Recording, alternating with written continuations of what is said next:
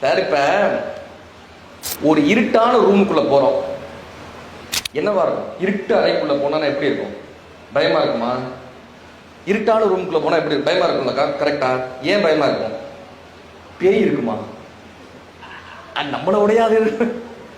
இருட்டான அறைக்குள்ள போகும்போது ஏன் நமக்கு பயமா இருக்கு? அங்க ஏதோ ஒண்ணு நம்ம கற்பனை பண்ணிக்கிறோம்ல. இங்க பேய் இருக்கலாம், இங்க பிசாசு இருக்கலாம். ஏன்னா அந்த அறையில என்ன இருக்குன்னு நமக்கு தெரியாது.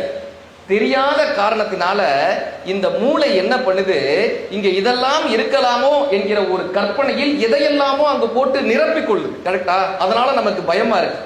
இப்ப இந்த பயம் போகணும்னா என்ன பண்றோம்? ஒரு டார்ச் இல்ல, ஒரு டார்ச் அடிச்சோம்னா ஒரு வெளிச்சம் வந்துருதா?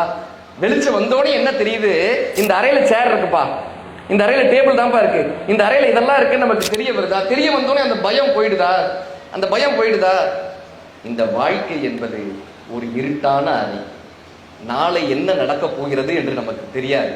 நாளை எதுவாக இருக்க போகிறது என்று நமக்கு தெரியாது. இந்த இருட்டான அறை நமக்கான பயத்தை கொடுத்து கொண்டே இருக்கிறது. இந்த புத்தகம் என்கிற விளக்கு வெளிச்சத்தை தருகிறது. யார் இந்த புத்தகம் என்கிற விளக்கை கையில் எடுத்துக் கொள்கிறார்களோ அவர்களுக்கு அறிவு என்கிற வெளிச்சம் பிறக்கிறது. இந்த வாழ்க்கையை கடந்து விடலாம் என்கிற நம்பிக்கையை இந்த புத்தகம் என்கிற ஆயுதம் நமக்கு தருகிறது.